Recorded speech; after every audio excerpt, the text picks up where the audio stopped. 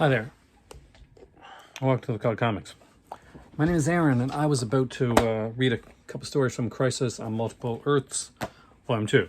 It got me to thinking. Let's make a quick video about the whole multiverse DC thing.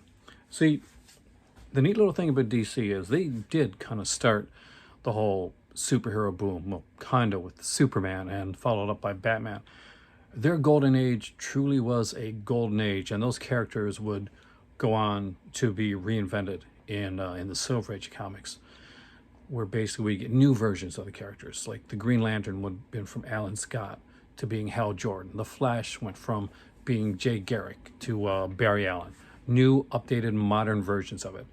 Marvel, who I dearly love, came to their own in the Silver Age. The Golden Age is fun to read, but it's not on the epic level that DC's Golden Age was. And that's not a bad thing, actually. There's still a lot of great stories to be read there. But we're not talking about that right now. We're talking about the multiverse. And how exactly did that come about? Well, there were stories that were kind of done early on. But it really starts with Flash 123, the Flash of Two Worlds. And we get to see somebody in peril, and we see the Flash running towards to save them. But the neat thing, the really intriguing thing, is we get to see Barry Allen running towards them and save them. But we also, on the other side of this wall, we see Jay Garrick. And it's the first time that it's kind of acknowledged that Jay Garrick does exist. It wasn't like we didn't forget it. It wasn't like it wasn't a mistake. It wasn't an imaginary tale. And this is what DC did to kind of get themselves out of binds at times, and to raise stakes. You could take characters that were long established and do really different things with them in other universes. You could take a different Earth 2 or 3 or 4. You could have the good guys be the bad guys. You could have characters like Batman, who is the infamous kind of loner, not really, but he's never going to have that relationship, at least at that point. Be married and actually have a son that goes by the name of Batman Jr., who's called Bruce Jr. And Superman can also have a son who is Clark Jr., who goes by the superhero name of, can you guess it? Yes, it's Superman Jr.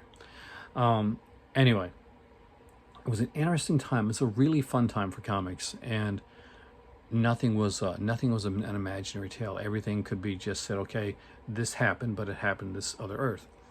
And sometimes we had pretty much of a bait and switch where we thought this was going on to the main universe, and then we'd find out later that it actually wasn't. Very clever way to do it. But we come upon the anniversary for DC. I think it's their 50th anniversary. 1985.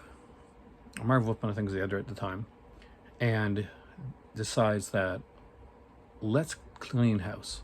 Let's do something that's never been done before. Let's reboot everything.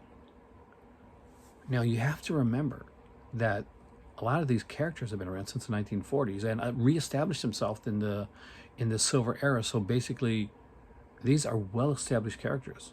At this point, Batman has just recently gotten his second Robin after Dick Grayson goes off, be with the new Teen Titans and eventually becomes Nightwing. Jason Todd comes around and becomes Robin in a very similar way to Dick Grayson. Too similar. But here's where it could be good.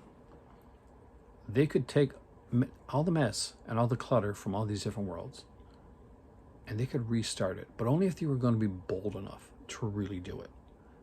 And they were.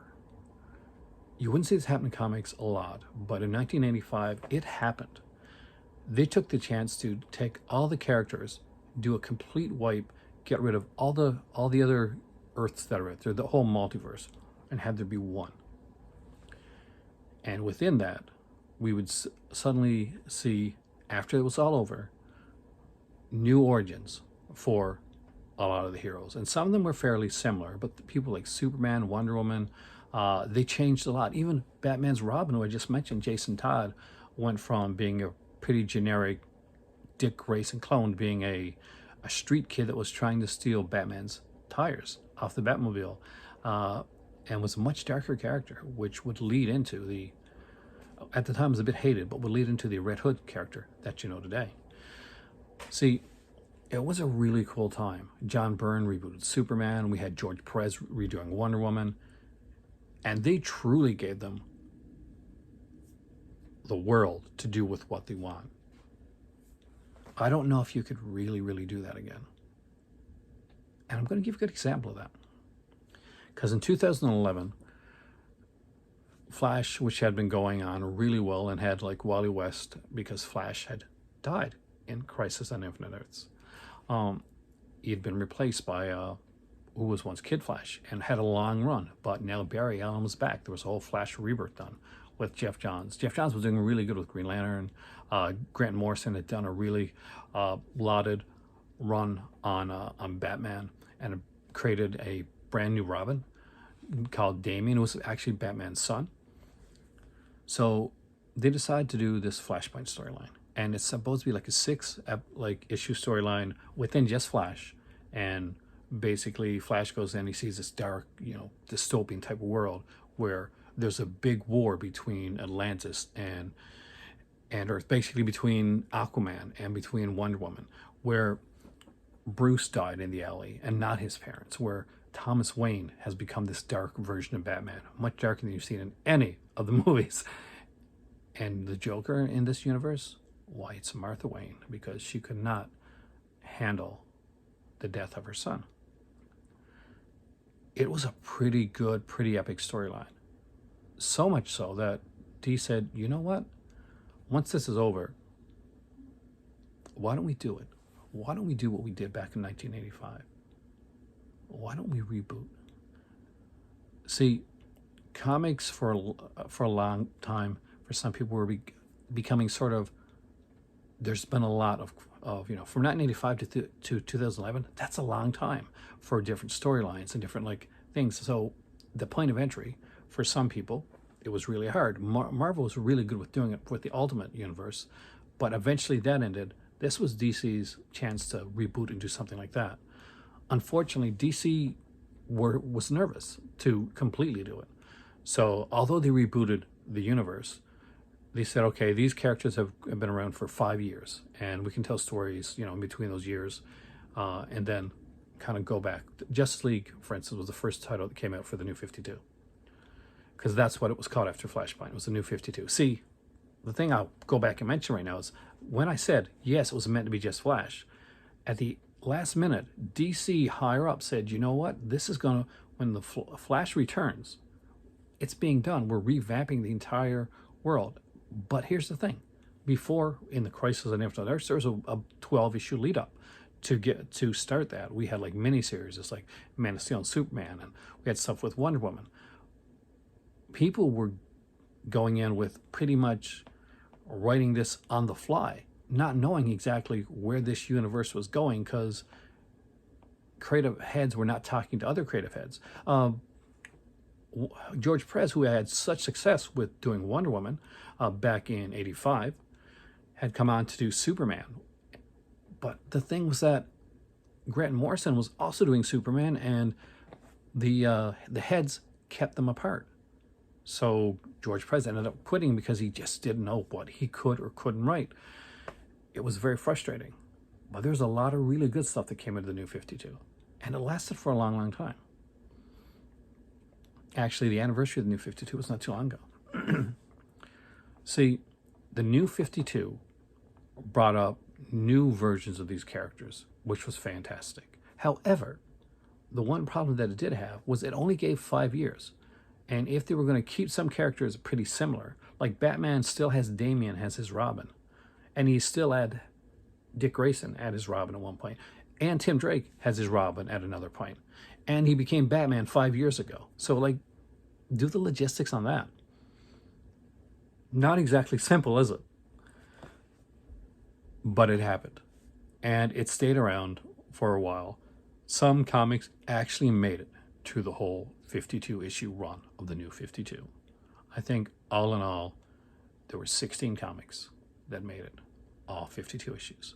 Some of them had a semi-soft reboot, but still went the whole 52. But a lot of them were canceled between 8 issues to 12 to 40 issues. Did it mean that the New 52 was a success? No, it really was. It brought about a lot of great stuff.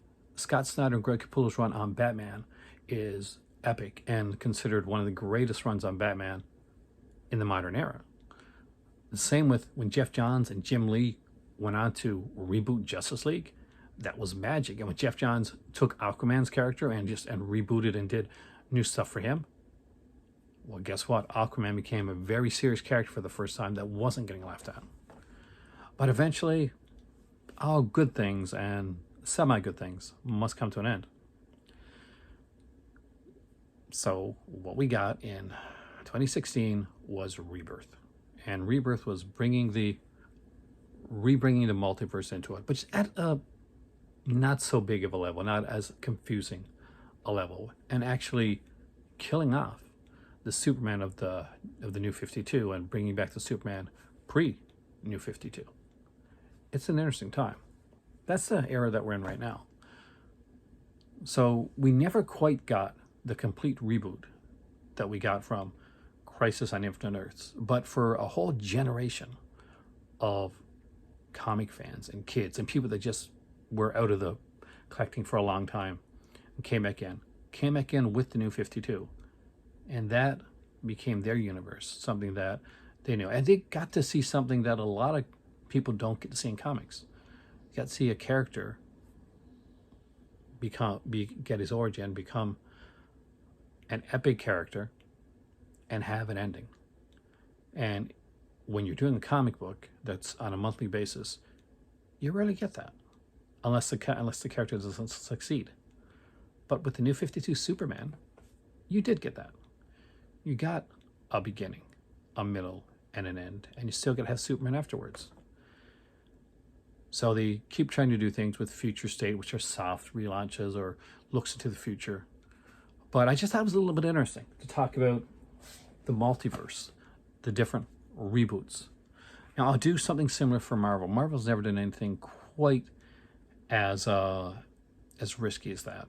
Not on a level of the entire company. But one of these days, we'll talk about one more day. My name's Aaron. Thanks for joining me today on Night in the Color Comics. As always, there's another comic out there. There's another universe. But there's only one of you. So treat yourself nicely and treat others the same. And I'll see you soon.